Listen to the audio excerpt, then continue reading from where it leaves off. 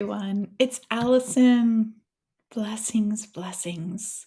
Oh, I am I'm very, very pleased to share one of my favorite stories with you actually. And it's an example of something that really I hold very close to my heart and that I believe has is very telling. So a few years ago, I was a panelist at an event at a university with a huge music department. And I was there to speak about careers in ensemble music. And I was there with some other colleagues and this auditorium packed with music majors, many of them voice majors. In fact, maybe all of them were voice majors. I don't quite remember. But what I do remember was that as we were all talking about our work, and I started talking about my journey, my voice journey, and the work that I was doing that led me to really establish a new loving and healthy relationship with my voice. And I started noticing people in the audience started raising their hands and asking me questions. And it had nothing to do with ensemble music. And I was, then we get to this Q&A and a young man in the audience was looking right at me with his hand raised very determinedly. And he looked right at me and he said, "Did you ever think about giving up or quitting?" And I felt the room just shift, like this seismic shift in the energy of the room. And I took a breath and I looked at him and I said, "Yes, I have thought of quitting, and I know others who have, because the relationship with their voice was so painful they couldn't continue." But I said, "I know that that's not my pathway." And here I am. And it's important, really, really, really important to acknowledge the fact that it is not easy. For some people, myself very much included, indeed the poster child, for not having an easy go with your voice and what I call your voice relationship, how you relate to your voice, right? And it has nothing to do with your level of training or your talent or your skill or your aptitude or what other people think of you. It's really quite unique to you. And if you're watching this, probably something that is very meaningful to you. And my friend, the the sort of medicine that I'm hoping to bring into the world is not go and get better and learn how to sing and everything's going to work out great. It's actually to acknowledge and to embrace and to digest and ideally to transmute the very unique stories, your very unique biography with your voice, to understand and allow that those stories will inform how you feel right now and what you do with your voice right now. And if you are wise enough to radically accept where you are, then to know that where you have been guides you forward. Now, that could take two important forks. In one fork, two directions. If we accept where we are, okay, I'm where I am, but I don't have the courage or the wherewithal or the faculties to change. It's too much. Well, then we're going to take one way, right? We're going to keep going because that's the way we know. And it's oddly, it's that old Pink Floyd song, Comfortably Numb, right? We just keep going because I'm comfortable with the discomfort. Or we say, wait a second. I think there's more. I want more. I want to feel better, sound better. I want to make really waves in the way that I show up, to have a seismic shift in the way that I own who I am and what I do with my voice. And that could be both in a musical setting as well as just within the setting of your own life. And when you stop and you say, you know something, I would like to expand. I would like to renew this relationship because it's important, it's precious, it's vital. It is vital not only for really how I feel about the way my voice sounds, but how I feel in my life. And for anyone whose voice is important to them, we know full well it affects how you live, right? And to be able to just up-level that in every way is so possible. And it starts with making this internal decision to take the other fork, to take the other road at the fork. You know what I mean. And to be able to say, this pivot needs to take place in order for me to really step into a beautiful, nourishing, enriching, purposeful relationship with my voice. And now I want to be really clear about something. That does not mean joining a choir, taking voice lessons, learning how to sing in pitch, or getting the best gig that you can. Those are external structures that I want to allow you to set aside for the time being. Your purpose is not what you do with your voice. That's not what I'm talking about. It's not the stage you show up on.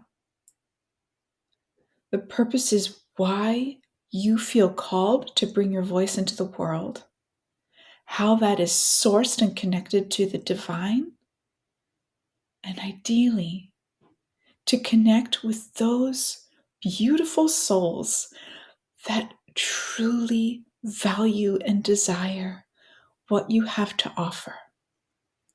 That can look grand, that can look humble. It doesn't matter.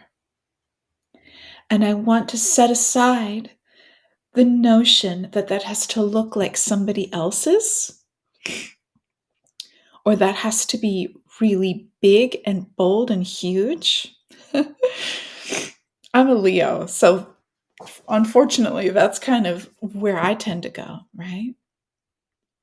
It doesn't have to be about the performance, but it really starts with relationship. How you relate to your divine instrument. How can that, my friend, be nourished? Whether that's over the long haul, or in this moment, or in that other moment when you fall into a thought pattern that's, I'm not enough, I can't do this, I want more, I'm not sure what I'm supposed to be doing, right? Those moments of confusion or chaos or longing or suffering. Because it's a thing. It happens. but to really truly lean into, how do I want to feel? How do I want to step into the future with my voice? Because it's important. And I would invite you just in this moment to ask yourself, what does it look like if I stay on this track? I continue here, staying the same, asking the same questions. Or if I say, wait, stop. I choose in this moment to examine deeply where I am. What do I long for? What do I desire for my one and only voice? This one shot I've got to use my voice and to embrace the unique gift that I have. For better or for worse, my friend, it has nothing to do with how you sound or what you know or how you use your voice. It is really about how you embrace the sacred gift that is only unto you, your voice, your life, and how you can lean into what Spirit calls you to bring forth. That's an inside job. And when you choose to honor that longing, you will find the pathway to bring that into the world, to actualize that. It's an insane blessing to actually see your dream come true. And it happens. It's happened to me. It can happen. Oh, there's really this first step of taking stock. What is the current status of my relationship with my voice? Is that what I want? Do I give myself permission to seek more, to allow more, and to embrace more? What is the mindset that I must allow for myself in order to create space for that possibility? And how may I actualize that in my life?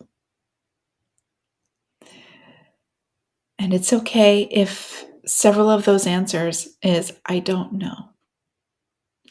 This is not for your conscious mind to suss out. This is for your intuition. This is for your heart. This is for your spirit.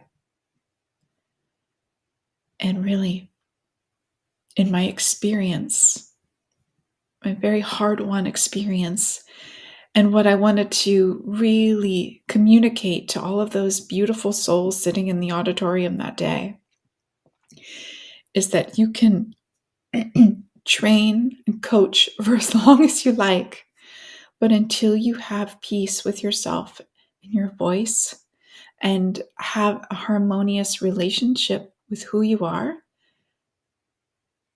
and what voice you have,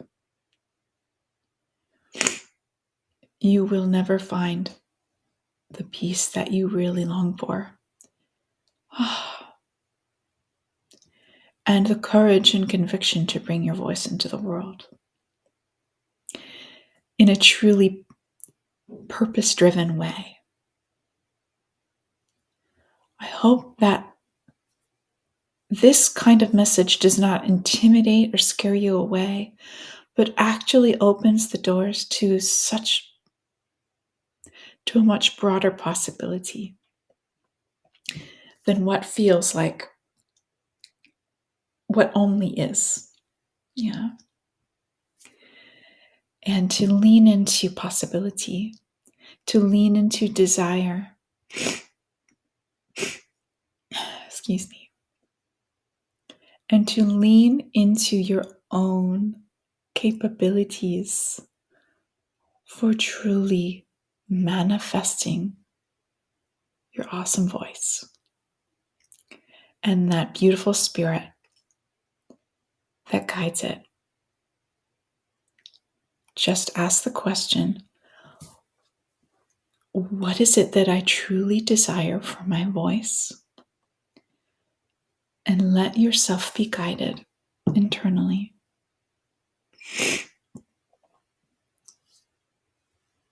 May this lesson reach your heart.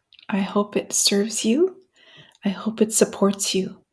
I hope it is a little bit of medicine for you to take and to enrich your own soil in this beautiful garden that we're cultivating for our voice and our self-expression.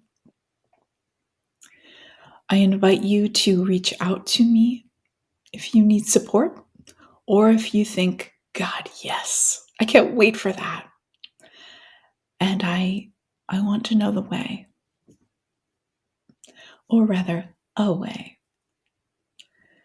It's truly my privilege to be guiding my community, my audience, you, into this space of harmony and purpose and joy, and to really embrace the sacred nature of your voice and how much more there is for you. So much more. Peace, my friend. Blessings. Reach out or drop a message, a direct message to me if you want to hear more. I love you. Have a beautiful day. And lean in.